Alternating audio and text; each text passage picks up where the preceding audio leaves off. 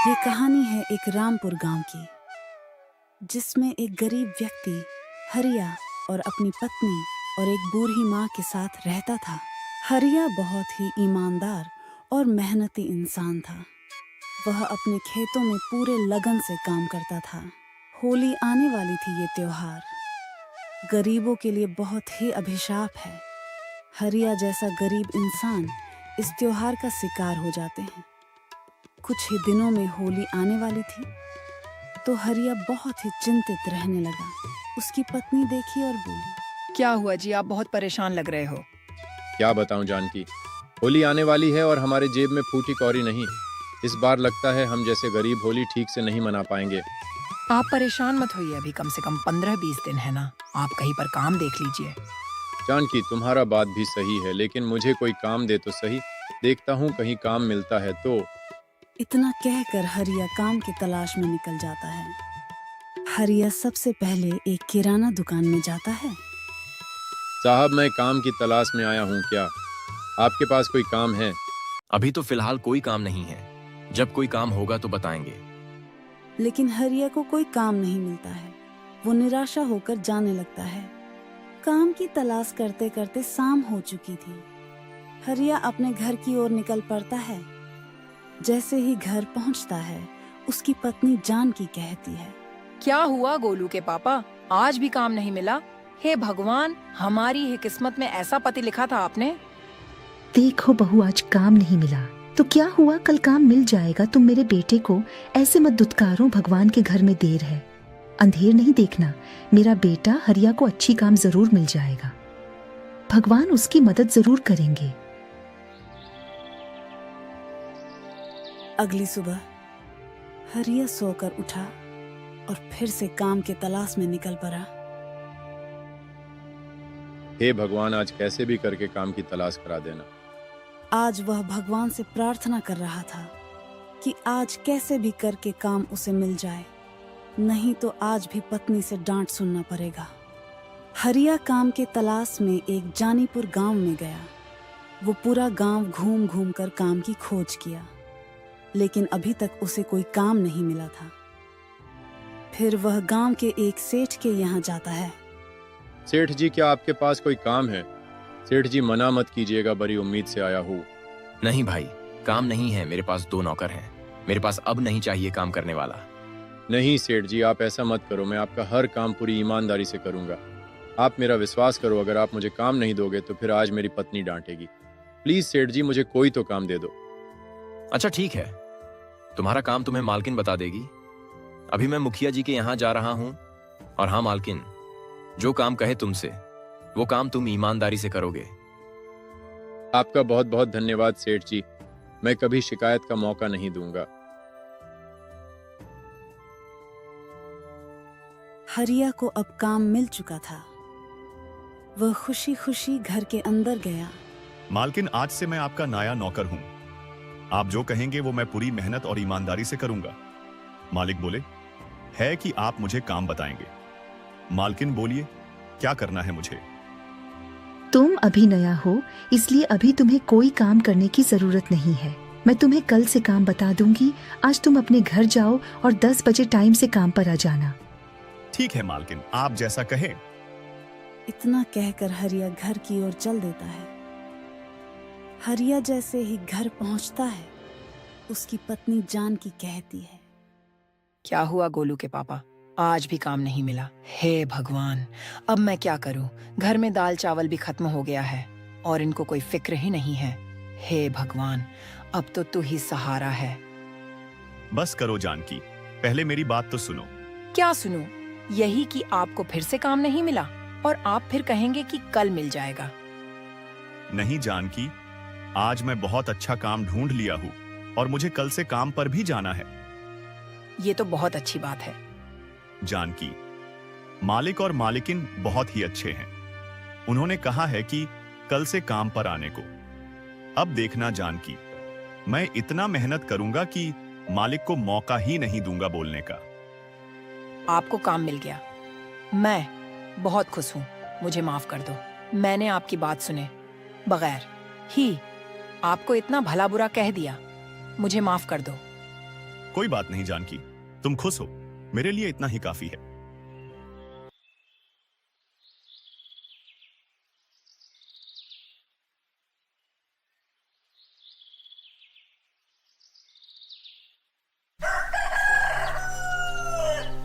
अगली सुबह अजी अभी तक सोए हैं, काम पर नहीं जाना क्या?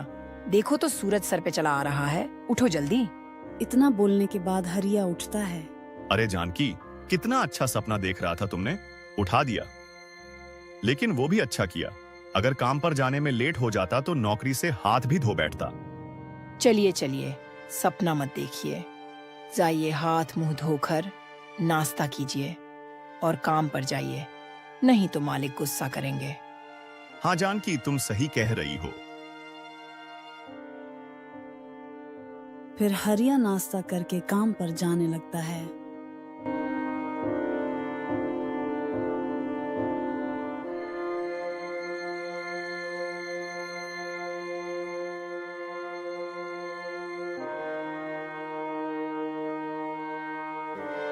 साहब, मैं काम पर आ गया। मुझे मालकिन ने कल से काम पर आने को बोला था, इसलिए मैं आज आया हूँ मालिक।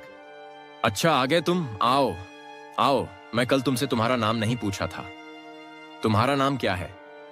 साहब, मेरा नाम हरिया है, मैं बगल के रामपुर गांव से आया हूँ। बहुत अच्छा, अब तुम घर के अंदर जाओ, मालकिन तुम्हें काम बता देगी। ठीक है साहब।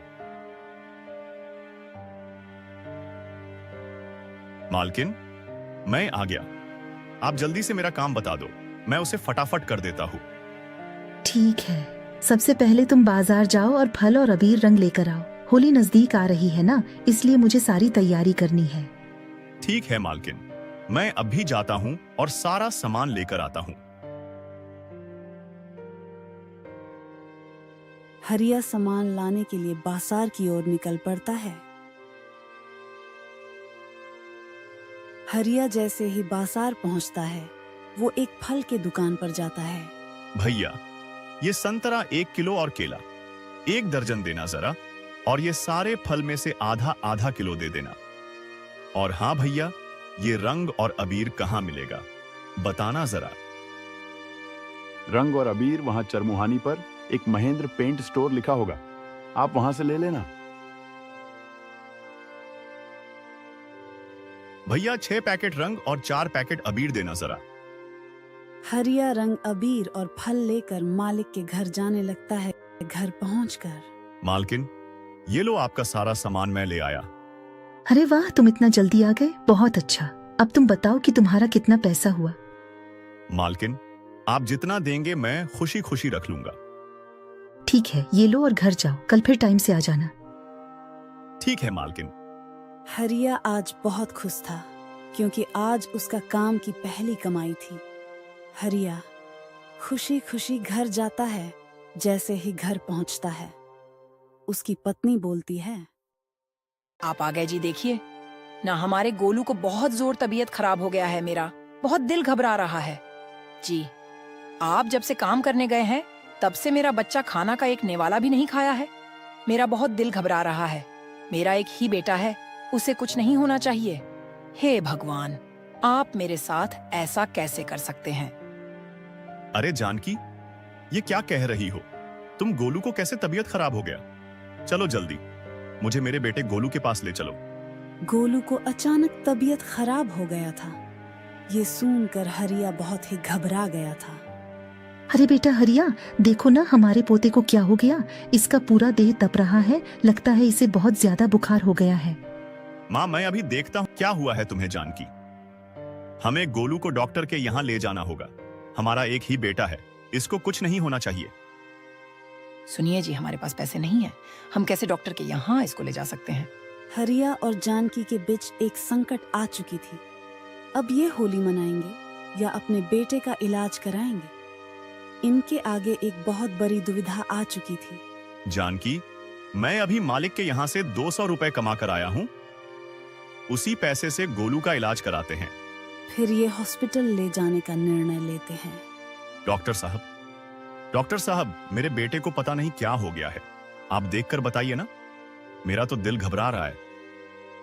देखिए, आप घबराइए नहीं, मैं अभी देखकर बताता हूं। इसका तो बुखार बहुत तेज है और इसको हार्ट की भी बीमारी है। इसको बहुत जल्द ऑपरेशन करना होगा, नहीं तो बुखार ज्यादा बढ़ जाएगा तो फिर बच्चे को बचाना मुश्किल हो जाएगा। नहीं नहीं डॉक्टर साहब, आप ऐसा मत बोलिए। आप जल्दी से ऑपरेशन शुरू कीजिए।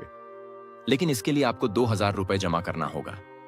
2000 रुपए इतना पैसा तो नहीं है मेरे पास। आप ऑपरेशन शुरू कीजिए, मैं पैसों का इंतजाम करता हूं। देखिए, आप जितना जल्दी पैसा जमा करेंगे उतना जल्दी आपके बच्चे को बचाना आसान होगा, लेकिन अगर लेट करेंगे तो शायद मैं बच्चे नहीं बचा पाऊंगा। आप थोड़ा जल्दी कीजिए। हरिया को अपने बच्चे को बचाने के लिए 2000 रुपए की जरूरत थी। वो घर जाता है और उसके पास एक छोटी सी जमीन का टुकड़ा था। उसे बेच दिया और डॉक्टर साहब को 2000 रुपए दे दिया।